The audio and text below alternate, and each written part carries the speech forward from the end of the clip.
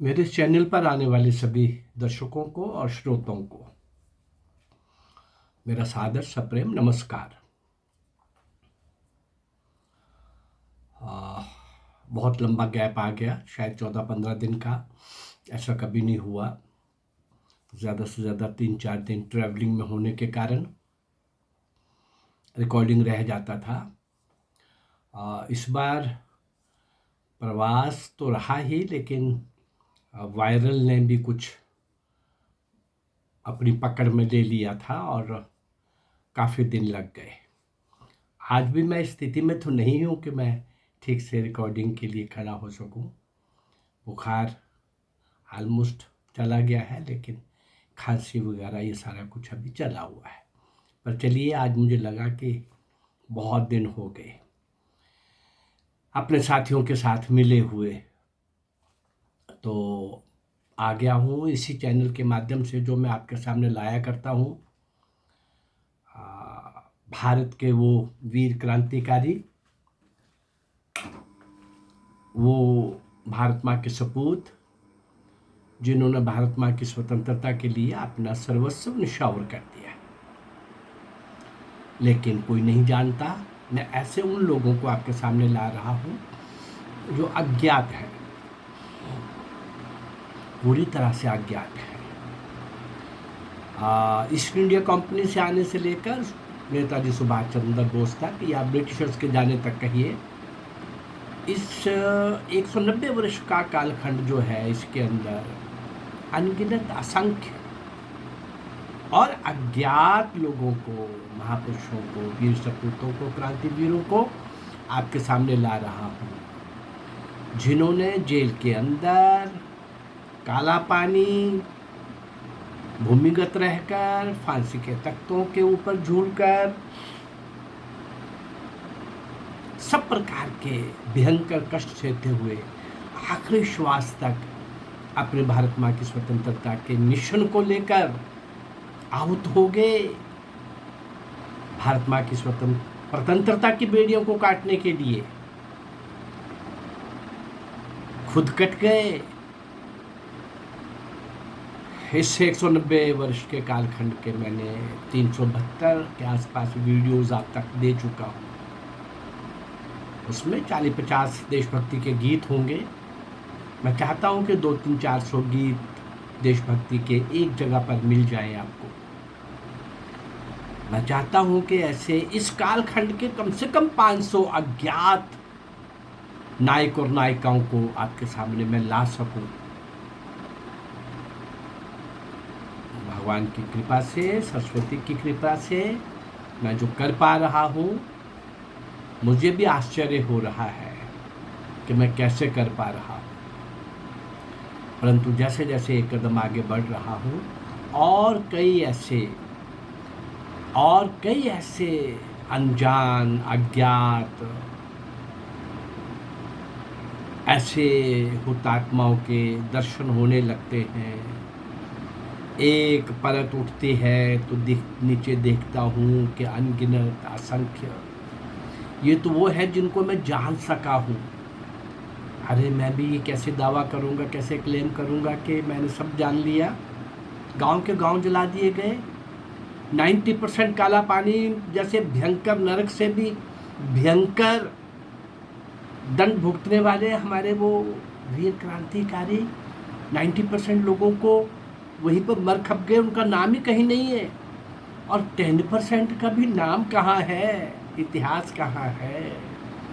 सचमुच में जिन लोगों को बाद में सम्मानित किया जाना चाहिए था, स्मरण किया जाना चाहिए था, श्रद्धा सुमन भेंट किए जाने चाहिए थे, उनकी सेलिब्रेशन होनी चाहिए थी हर साल, हर गांव में, खेत खलिहान, चौक बाजार, गली कूचे में, चूँकि उन्होंने आज का भारत हमें सौंपा था, 1947 के बाद का भारत।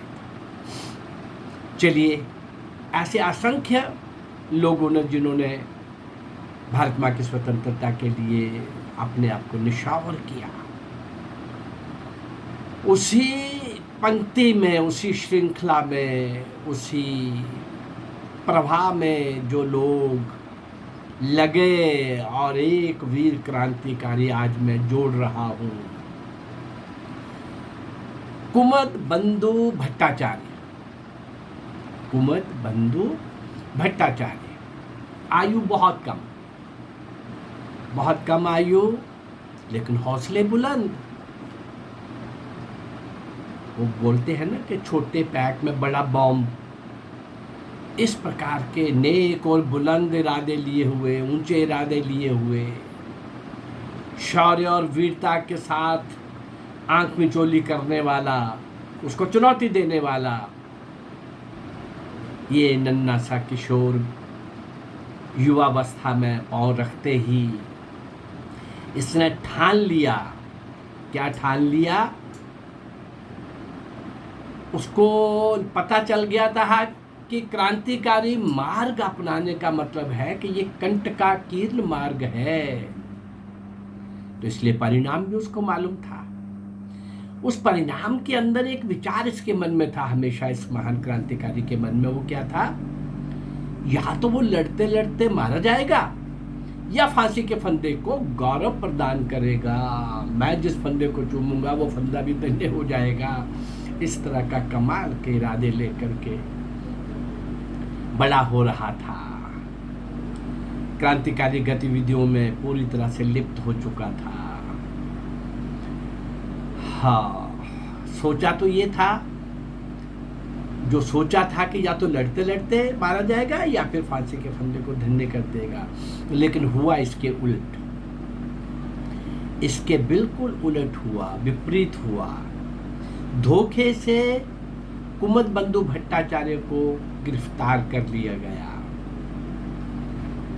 गिरफ्तारी के बाद साथियों के नाम बताओ, पते बताओ, ठिकाने बताओ। ये नहीं बताने पर फिर जो होना था, बहुत यातनाएं, अमानवीय यातनाएं, हर प्रकार का अत्याचार।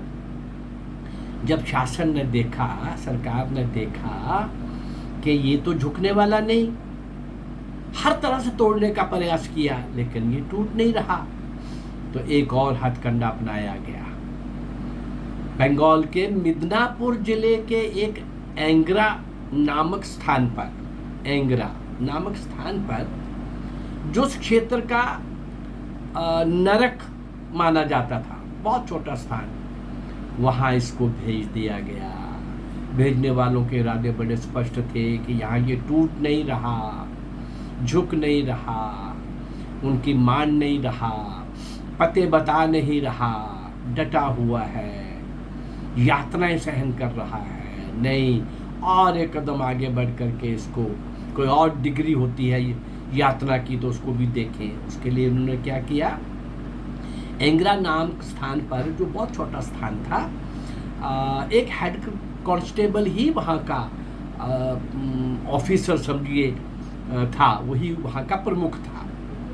कोई डॉक्टर नहीं, कोई हॉस्पिटल नहीं, पशुओं का एक चलता फिरता अर्ध शिक्षित व्यक्ति, जो कई बार पशुओं का थोड़ा बहुत देख लेता था।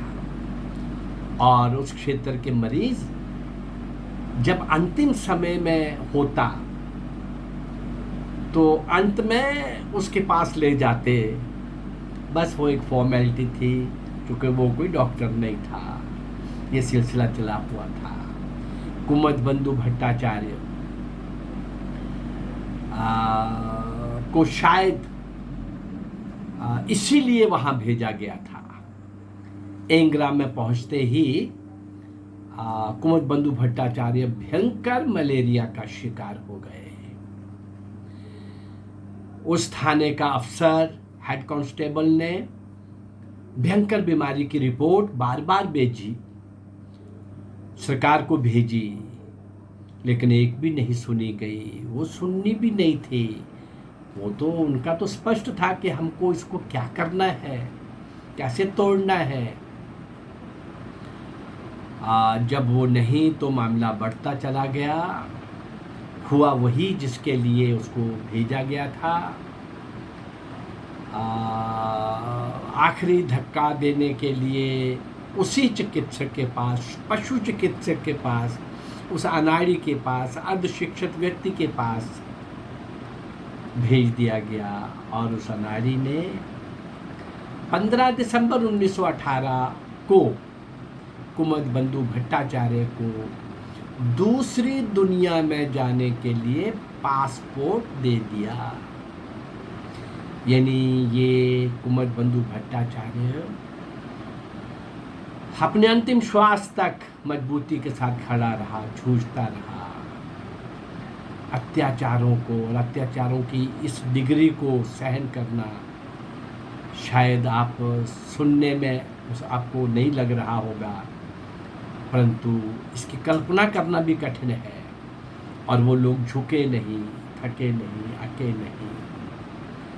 वो लोग अपने साथियों का पता बताने में क्या लगता है कि भाई बता दो, कोई बात नहीं, बच जाएंगे। पर नहीं, बचने के लिए नहीं हम आए। हम जितने ज़्यादा से ज़्यादा बलिदान होंगे नौजवान, उतनी ही गूंज देश विदेश में भारतीयों के कानों तक पहुंचेगी और वो भारतीय लोग भी उसके कारण से खड़े होंगे। इस साधना को, इस तपस्या को लेकर चलने वाले ऐसे मिशनरीज, ऐसे अनगिनत असंख्य बहुत से पूरे देश में से जिन महान क्रांतिवीरों ने भारत माँ को स्वतंत्रता के लिए जो कुछ करना पड़ा, उनको अंतिम श्वास तक किया और आखिर में इस संसार से, इस लोक से दूसरे लोक तक जाने के लिए भी वो तत्पर रहे, लेकिन समझौता नहीं किया, झुके नहीं, रुके नहीं। ऐसे महान क्रांतिवीरों को आज़ादी के बाद लाना चाहिए था इतिहास में। हर बच्चे को पता होना चाहिए था इतिहास में। क्या प्रॉब्लम थी भाई, क्या प्रॉब्लम थी? इतिहास में पढ़ाया जाता तो किसी का कद छोटा हो जाता, लेकिन उनको सिर्फ ये बताना था कि आज़ादी नेहरू और गांधी ने लेके दी। इससे बड़ा क्रूर मजाक कोई और हो नहीं सकता। जिन्होंने एक लाठी नहीं खाई और जिनकी जेलें भी वीआईपीज थी और सेक्रेटरीज मिले होते थे जेल के अंदर, और नेहरू जी बुक्स लिख रहे थे और गांधी जी आर्टिकल्स लिखा करते थे, लेख लिखा करते थे। था कोई ऐसा पूरे स्वतंत्रता संग्राम के अंदर ऐसा क्रांतिकारी जिसको ये सुविधा थी? उनके लिए या तो गोली थी, या यातनाएं थी, या काला पानी जैसा नर्क अमानवीय यातनाओं का वो कठोर स्थान, जिसकी कल्पना करना भी बहुत कठिन है। हाँ, मैं समझता हूँ कि इस चैनल के माध्यम से आप तक पहुँचने का मेरा ये जो लक्ष्य है, यद्यपि 14-15 दिन का गैप आ गया है बीमारी के कारण और कुछ लगातार प्रवास के कारण, यद्यपि आज भी मैं स्थिति में नहीं था, लेकिन तो भी मैंने एक प्रयास किया है और मेरा आगे भी प्रयास रहेगा कि मैं ऐसे अनगिनत कम से कम 500 लोग इस काल के, और फिर सिंध के राजा दाहिर से लेकर नेताजी सुभाष चंद्र बोस तक 1000 नायक नायिकाओं को, अज्ञात, जिनको कोई नहीं जानता, वो मैं आपके सामने लाने का प्रयास कर रहा हूँ। मेरा ये प्रयास अगर आपको अच्छा लग रहा है तो मेरे इस चैनल को लाइक करिए, सब्सक्राइब करिए और इसको शेयर करिए। नमस्कार, जय भारत।